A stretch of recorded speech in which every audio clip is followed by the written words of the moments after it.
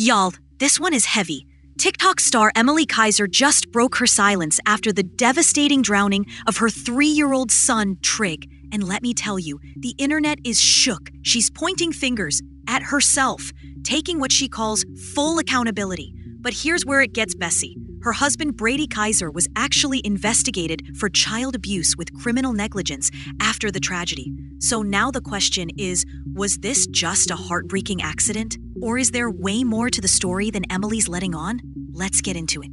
If you've been on TikTok the past year, you know Emilie Kiser. She's one of those lifestyle mom creators. Cleaning hacks, home routines, soft aesthetic family content. The whole perfect home, perfect kids, perfect wife package. But in June, that perfect picture shattered when news broke that her son, Trigg, had drowned in their backyard pool. He was only 3 years old. And while the internet grieved with her, rumors started swirling almost immediately. Why? Because the official reports revealed some very unsettling details. Here's what allegedly happened.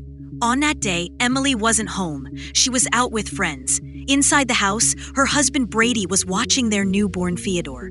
Meanwhile, little Trigg was outside, unattended, right near the pool.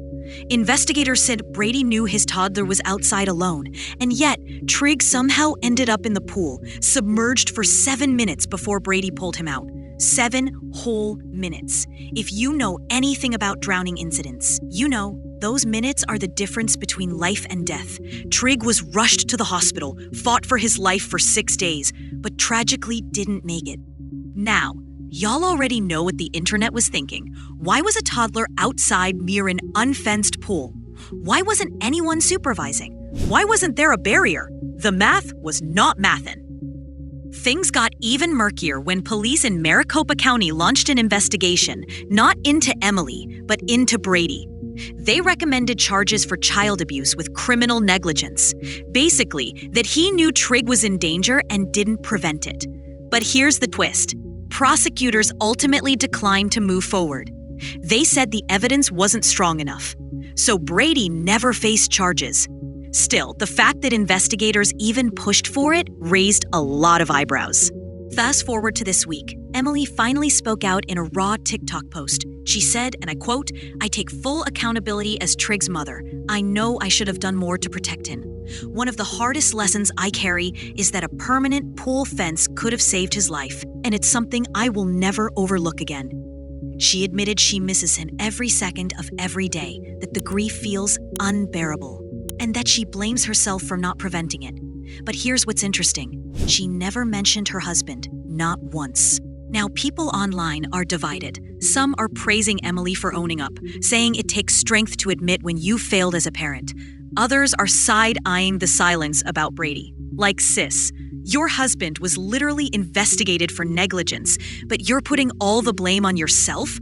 It feels like there's more going on behind the scenes. Is Emilie protecting her marriage? Is this PR damage control? Or is she genuinely carrying the weight of guilt because she wasn't home when it happened? And y'all know the internet detectives weren't about to let this slide. People started pointing out that Emilie had posted heavily about her family online before the tragedy, showing her kids, her home, her routines, no boundaries. Now, after Trigg's death, she says this whole ordeal showed her the lack of boundaries she had with her audience, and that she'll be more private moving forward. But the timing, the shift in narrative, it has people wondering if there's an image being managed here.